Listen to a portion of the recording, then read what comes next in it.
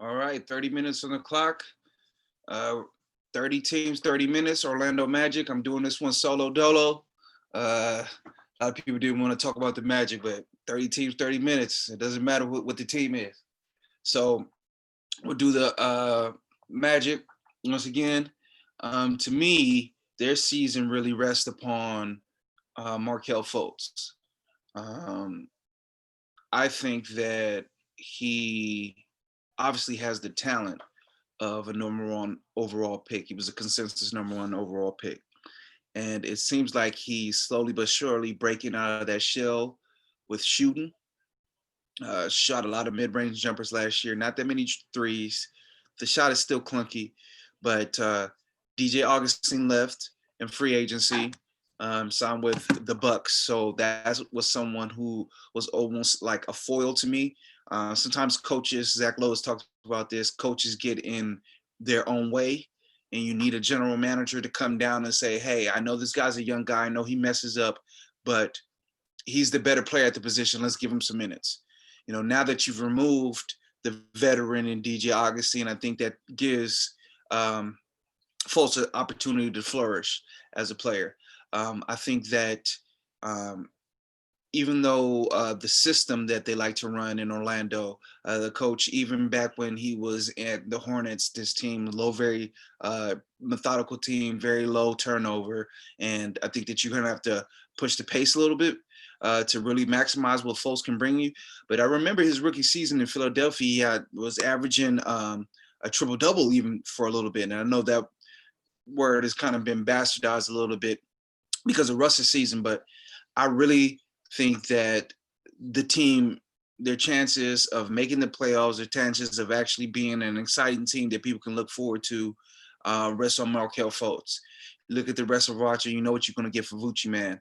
Um, Mo Bamba, this is another young player of theirs. Are we going to ever see anything from him? Is this another situation like what I mentioned with Fultz? You have a veteran in Vucevic, and it's different because Vucevic is actually a good player.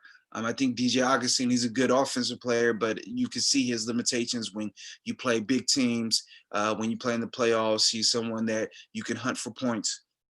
But Mo Bamba, this is someone that they drafted very high. Are they ever going to see any dividends from that pick? Um, that's another interesting player. But they have Vucevic, you have Aaron Gordon. Um, Now he's played a lot of three for them, but I think he's maximized as a four. He's been a subject of trade talks. He was someone that I was really interested in maybe pairing him with um, Trae Young in Atlanta, but John Collins took off and they added all the players that they added. So it doesn't really make sense. But I wanted to see him in a situation where he's the role man with a gravity player like a Trae Young, a Steph Curry. So he's someone that I'm very interested to see if he stays there. Do they pay him at the four and push the pace more, or do they keep him at the three, where I think he's a bit of out of position? A lot of threes in the league, I think, would thrive in the four position. Him, Tobias Harris this year, I think he's going to play better because I think he's a little bit out of position at the three. You put him at the four. Harrison Barnes, a little bit out of position at the three. I think offensively he's a three, but defensively he's a four. But Aaron Gordon, lack of a strong handle. I think if you put him as a role guy where he's rolling and attacking, you put him in that Draymond Green setting, I think that he'll really play dividends. He's still a young player, so he could definitely get better. Their lottery pick was Cole Anthony. This was someone that was rated high, fell a little bit in the draft process. Once it started, he was rated high coming out of high school. So players like that are always interesting to me. He obviously has the NBA pedigree with his dad being in the league. He plays the same position, similar position to Markelle Fultz. You probably could start him as well next to Fultz, but you have Fournier. This team is an ideal team to make a trade to me. Fournier, Aaron Gordon, these are like the bit players that other teams need. Like a Fournier would be great on like a Philadelphia. Aaron Gordon, I talked about him being like a role man for an Atlanta, but Portland could use him, even though that they're kind of stocked at that position. They don't really have a guy that you can run that pick and roll with and really dive hard to the rim and do damage as a roller. So Aaron Gordon for Portland. Like, I think that this team is a prime team to me to get to become a trade partner and make a trade. In addition to that, they have a lot of players like Terrence Ross, you know what you're getting from. Who else they have on the team? Michael Carter Williams, you know what you're getting from.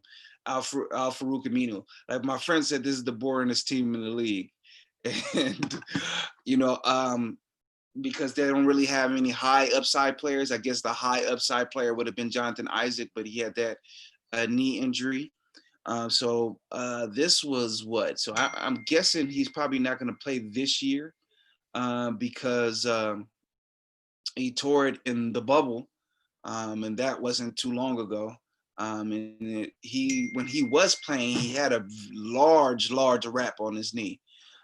So this might be something where you take your time and you reintroduce him back into the fold. He was someone who was a tremendous defensive player. Offensive game was coming along slowly but surely. So him tearing his knee up in the bubble kind of set them back, because he was that true high upside guy that you can kind of look at and say maybe he could be the guy that if he takes a leap and Markelle Fultz take a leap, we might have something. But going back to Fultz, I think he is the key. He's the cog. He's going to have the keys this year. He was shooting the mid-range jumper last year. If he starts to extend it out to three, you could see the game. You could see the explosiveness. Like, it wouldn't surprise me. I was having this conversation with someone. Wouldn't surprise me if 5 years from now you tell me who the best point guard in the NBA is, and it ends up being Markelle Fultz. I wouldn't be surprised. Like, I think he's that good. He's that talented. He was rated that high for a reason. The only question is now, can he get back to form? Because he was a shooter in college. That was one thing when I was reading the scouting report, they were saying he shoots the three well. So if he gets back to that, then you have a potential to have a tremendous offensive lineup with him, put Fournier, you have Terrence Ross, Gordon, and Vucevic. Now, who do they guard on that lineup? That's a good question to ask. But I think that sometimes it's better to lean in to what you do have than worry about what you don't have.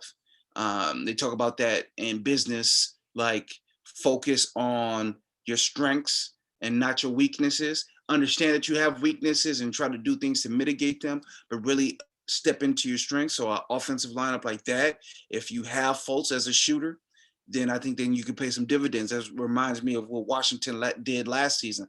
They went all offense. We're pushing the pace. Now, they don't have a player to the caliber of Bradley Beal, but I think Vucevic is a great offensive five. If you have someone that can run down here and run pick and rolls, he can pick and pop. Have Gordon as a pick and roll player, diving, like I mentioned earlier, with Terrence Ross and Fournier spacing out to the wings. I think then you have something.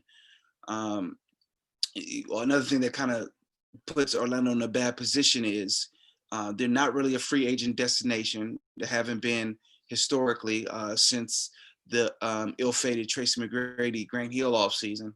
So the question is now with them, do they have someone in the building that can turn into that superstar, or can they get a draft pick to turn into a superstar? So they're one of those teams that you would say, hey, a lot of teams are going for it, so maybe that's a prime reason to try to tank. Like in the West, all 15 teams can say, hey, we have a pathway to get to the playoffs, and you don't have to squint your eye too hard to see it.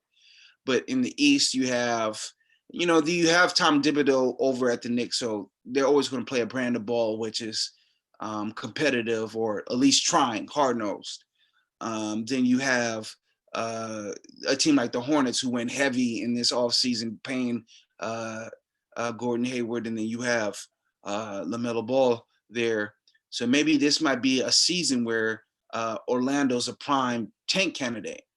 Tanking ain't what it used to be because of the way that they changed the lottery rules. But if you, even if you get a top 7 pick in this draft, they're saying this draft is stocked full of impact guys, Jalen Green, this Cade Cunningham kid.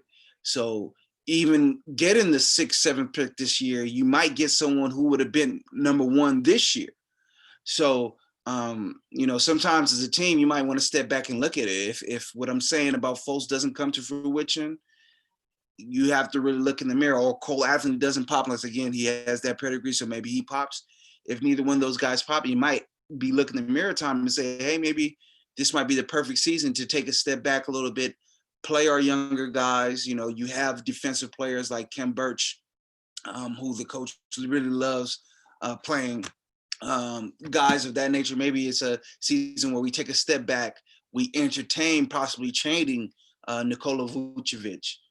That's another player who I think could help a lot of teams offensively. We entertain maybe trading Nikola Vucevic, taking a step back, and then really starting because they've been in that NBA purgatory where because of coaching, they're good enough to always make the playoffs. But it's always at the 7th seed.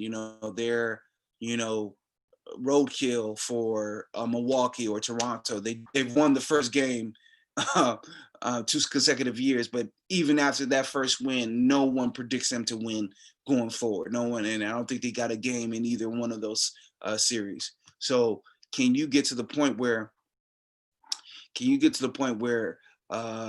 maybe we trade all these players and then we come back into it in the following year and maybe start to rebuild. So yeah, definitely that. When we talk about most impactful player for the team, I definitely think the most impactful player for the team would be Markelle Fultz, the guy that I've been talking about this whole time. What does his upside look like? What does he come back a better player? He's still a extremely young player. Does he come back a better player? Does he now, with the full keys of the offense, does he really show that game that we saw, hints of in Philadelphia, and that game that we saw on full display in Washington? So that is, to me, obviously the most impactful player. If he does become that player, then they're definitely, at the very least, a playing game potential team. The most intriguing player would be Cole Anthony. Like his stock fell through the ground, excuse me. At least for what it was, he was a lottery pick. So it's not like you have like a RJ Hampton situation where he was projected lottery pick and he fell to the 20s. He was still a lottery pick, but he was a player who was talked about as a top 3-4 player in this draft, and fell all the way down to the late lottery. So is he a player that can emerge? He plays a position that is similar to a lot of their better players, Fournier, Fultz. So does he even get the minutes to show the type of player he is? He has that NBA pedigree. I watched one game of his when he was at Carolina. He had some injuries, but he seemed like a very competitive player.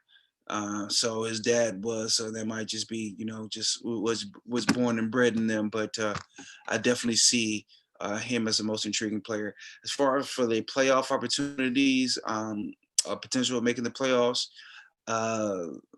I don't see it unless Fultz has a big year. I think that, like I said, if he's takes a step in his development, then they're definitely a team that could be in the playing game. If not, who knows? I think that they might have to really seriously look at tanking, trading away Vucevic, trading away Aaron Gordon, really ripping this down to the studs and starting all over again. Because right now they're in purgatory.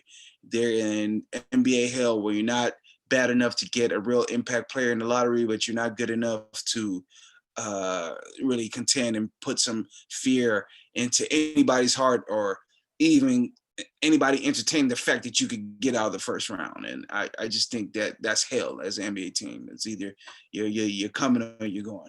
So I've been talking for 15 straight minutes and I ain't got nothing left on Orlando Magic. So that is the Orlando Magic, 30 teams, 30 minutes. Since it's only one person, you're gonna have to stall me out and give me the 15 minutes on the Orlando Magic, but 30 minutes Orlando Magic. Hit subscribe. We're hitting every NBA team before the season starts. And we're going to go into Clubhouse the day before the season and talk about what I think is the most interesting NBA topic. Not who's going to win the title, because you really don't know because of trades and all that good stuff. I really don't think that's a really interesting conversation until you get closer to playoff time. Even though I think the Lakers, as currently constructed, are head and shoulders above everybody, I don't really think that's an interesting conversation. The most interesting conversation: who's the second best player in the NBA? I think there's like 6 people who you could put in the conversation, another 5, 6, 7 that are on the fringe of the conversation, maybe 1, 2 guys that I think could come out of nowhere and put themselves into the conversation, like Steph Curry did a couple of years back. So that is a conversation we're going to have Monday night on Clubhouse before the season starts. So if you're interested, definitely, and you are cool enough, part of the cool kids that can get on Clubhouse, no, I will not send you an invite. You can come on there and join us for the discussion. 30 teams, 30 minutes. Get at me.